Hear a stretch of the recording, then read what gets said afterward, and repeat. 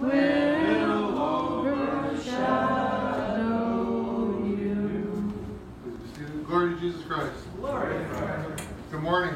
Good morning, Bob. Kalimera.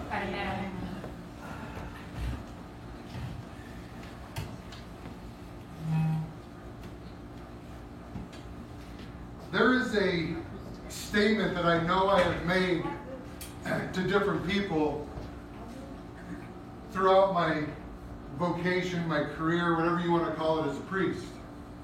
And last night I actually asked my wife, Connie, when I make that statement, does anybody actually understand what I'm saying?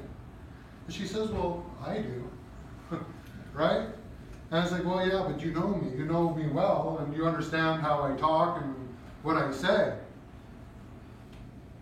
One of the statements that I make quite often is, people are in their walk with God where they are. And I asked my wife, does that make sense to you? As I'm reading the gospel reading, as I was reading it this week and contemplating and thinking about it, we today have a reading about a man named Zacchaeus. All right? Zacchaeus was a short little guy, and he was rich, which in the two are not bad. But during that time, if you were a tax collector, that's like being an IRS agent today, right? Somebody you don't want to see coming into your house, somebody you don't want to see coming to your door, somebody that you don't want messing with your taxes. But Zacchaeus was a tax collector, and the reason why the tax collectors were so loathed, and I'm going to use that word, loathed, was not only were they tax collectors, but they were Jewish tax collectors that the Roman put over their own people to collect taxes. And Zacchaeus, he actually confesses. When he goes up, he says, I've got to go see the Lord. You understand, anybody that's actually come and done confession, if there's something that's burning on their heart, if there's something burning on their soul, they want to come and confess. And the Holy Spirit just is moving them to come in and do so. Well, this was Zacchaeus. Zacchaeus was moved to do so.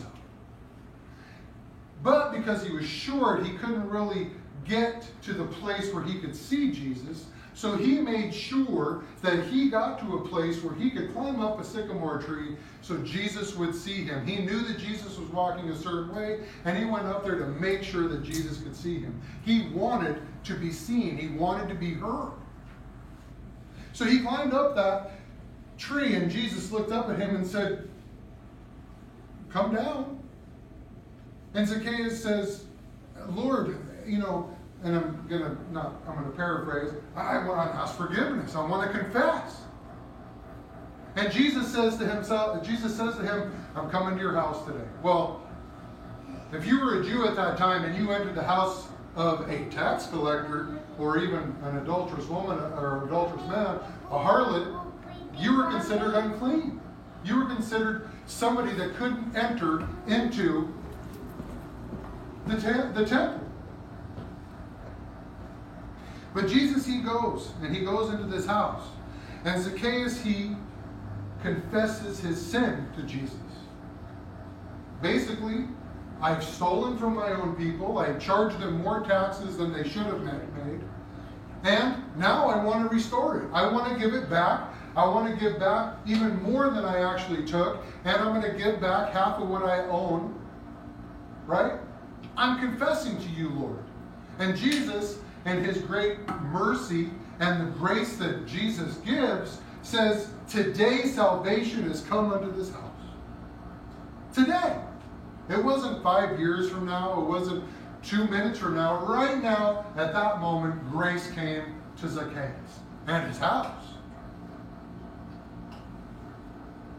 Now, one could argue, was Zacchaeus not a child of God when he was a tax collector? He was. He was a child of God when he was a tax collector. When he was born, he was a child of God. When he grew up, when he was selected by the Romans, he was a he was a tax collector, and he was still a child of God. And then, when he encountered Jesus, everything changed. He had his relationship with God where he was in his life. He was and is a child of God. Now, as I asked my wife this question, she says that's kind of like having somebody that's in college go back to kindergarten, and somebody in kindergarten to go into college. Right? It doesn't work. You cannot go back into that position where you once were, and then you also cannot take the person that's here and put him and her into college. And then I've had people come and do confession. If you come up to the modern day and you have people coming to confession, remember the priest is not Father Dimitri when he's wearing the vestments. He's a representation of Jesus. And I'm able to bring you into where Jesus is, and I'm able to bring you a grace and a salvation through the power of the Holy Spirit, not through my power. Me, I'm a sinner. But when somebody comes and confesses, I did something back in 1960 that I wanted to confess, and it's been hurting me. But was God's grace, were you cut away from God's grace when you were doing that sin? No. As a matter of fact, God loved you just as much as he did then, and probably loves you more now. But when you were back there, you were walking with God. You just had a different relationship with God. You had a different relationship with God that didn't bring you to the realization that you needed to understand that you did something wrong at that time. But now that you're moving into your college years, you can understand the things that you did wrong. And you can move into the place that you can ask forgiveness, and God gives you that amount of grace. People are in their walk with God where they are. One would beg to answer, how about a Satan worshiper? Well, they are in their walk with God where they are. They are in a relationship with God, whether they want to have a relationship with him or not. They are still walking with God, even though they're denying him.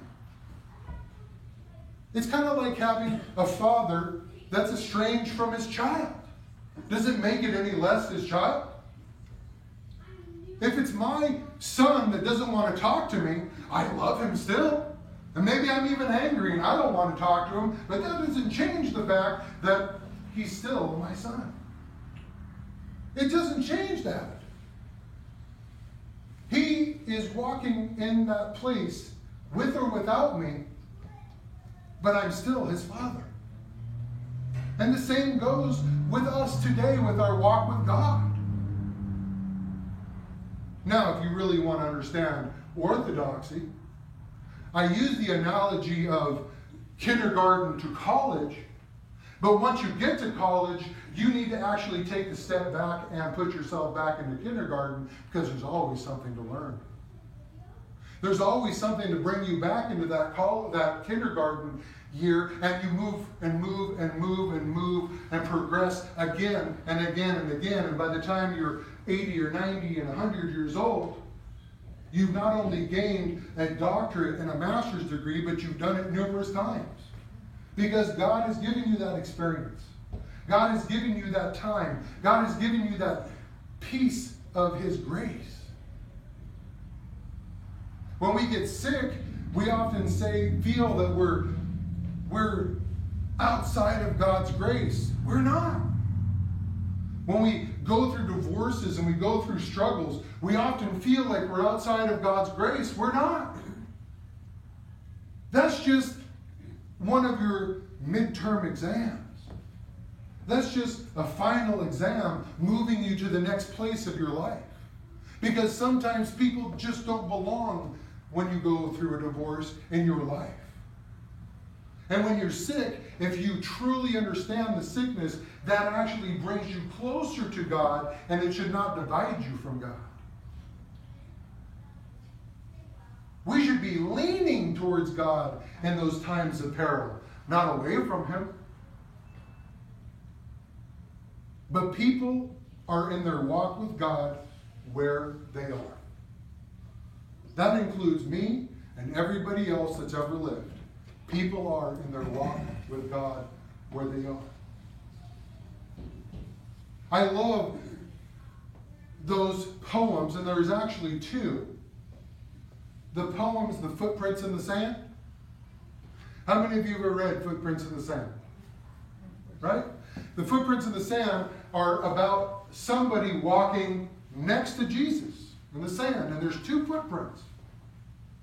And as they're walking along, at one point, the one set of footprints disappears, and the person's mind immediately goes to, God, you left me. Why? Why did you leave me? And Jesus says, no, you don't understand. That's not when I left you. That's when I carried you. That's when I moved you to the next place.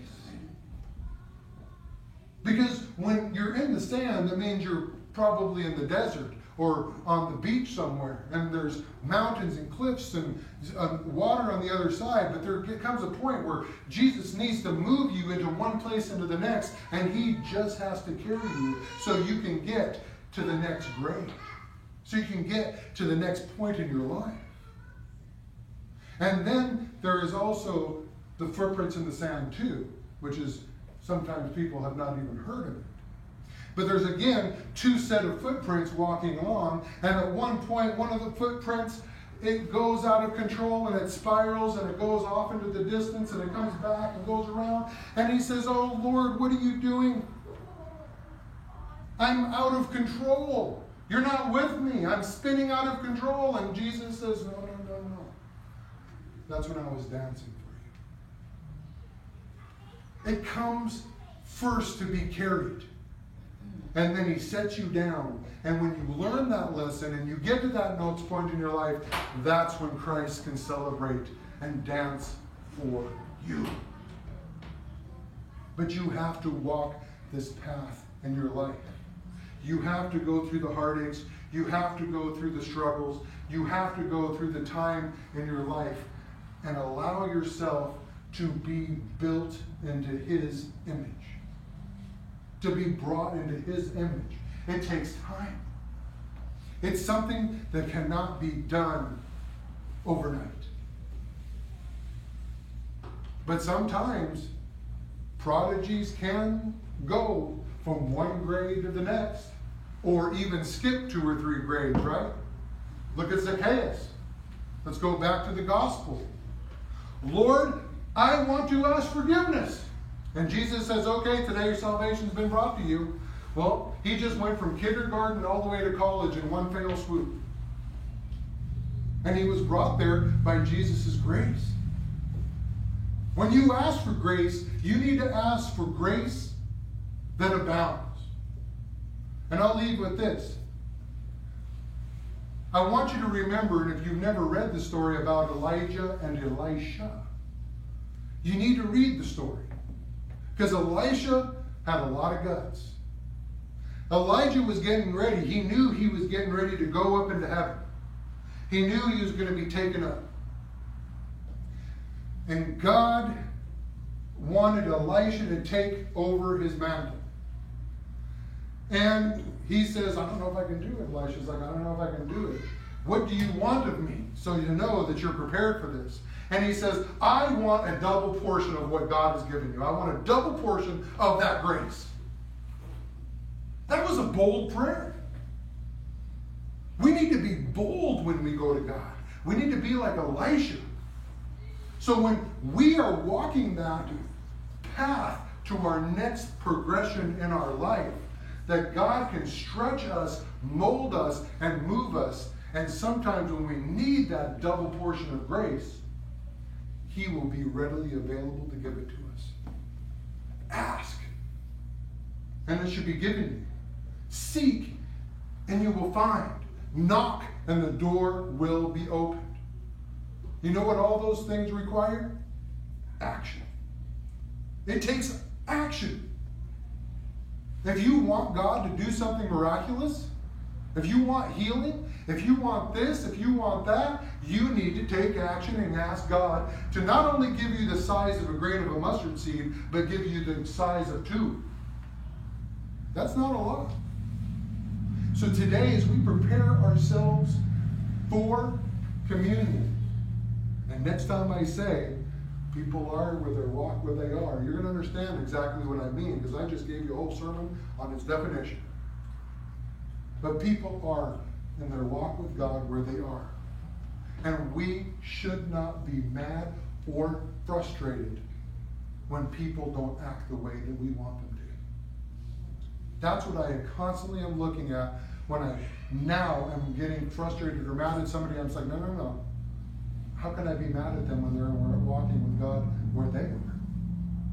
So let us trust the Lord. Let us open our heart and mind and ask for a double portion of that grace today. Amen.